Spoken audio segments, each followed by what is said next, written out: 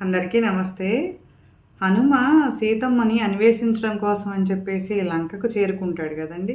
అంటే లంకలో సీతమ్మ ఉంది అని చెప్పేసి తెలుసుకుని సీతమ్మ దగ్గరికి వెళ్ళి ఏంటంటే అక్కడ అంతా సీతమ్మని ఇంత ఇబ్బంది పెడుతున్నారు అని చెప్పేసి లంకనంతా దహనం చేయడం ఇదంతా చేసేస్తాడు కదా! అక్కడ సీతమ్మకి నమ్మకం వస్తుందటండి. ఏంటంటే హనుమ నన్ను రక్షిస్తాడు. నన్ను రక్షించడానికి రామచంద్రమూర్తికి నేను ఇక్కడ ఉన్నాను అని చెప్పేసి నా వార్తను తెలియపరుస్తాడు అని చెప్పేసి సీతమ్మ సంతోషపడుతుందటండి.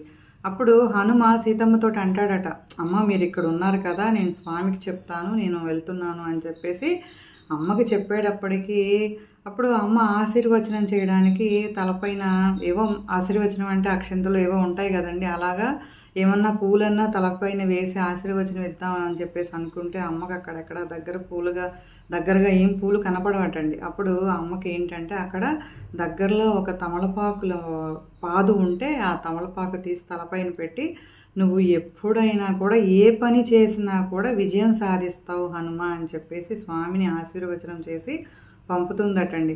అంటే స్వామికి ఏంటంటే అమ్మ తమలపాకు తలపైన పెట్టి ఆశీర్వచనం చేసింది అనేటప్పటికీ ఇంకా ఆయనకి ఎనలేని భక్తి అనమాట.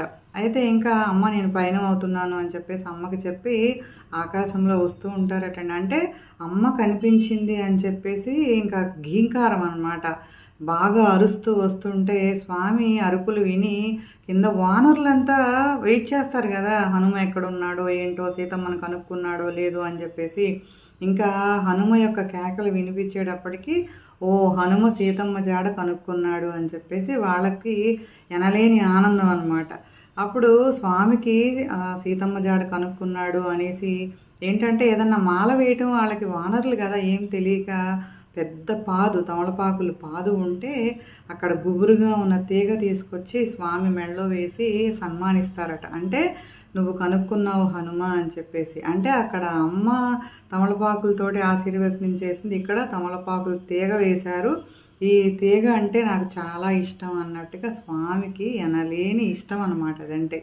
నిజంగానండి స్వామికి ఇష్టం కాబట్టి స్వామి మనం ఏ తప్పు చేసినా కూడా ఒక రామనామం చేస్తే చాలు మనకి ఏదైనా ఇవ్వడానికి సంసిద్ధుడు. అలాగే ఆయనకి ఇష్టమైన తమలపాకుల మాల శనివారం కానీ మంగళవారం కానీ ఏకాదశి కానీ వేస్తే ఆయన నిజంగా భక్త సులభుడండి మన హనుమ. మనకి ఏమైనా దోషాలున్నా ఏమైనా కష్టాలున్నా అవన్నీ ఛేదించి మనకి మంచి మార్గాన్ని ఇవ్వగటానికి హనుమ ఎప్పుడూ సంసిద్ధుడిగా ఉంటాడు కదా.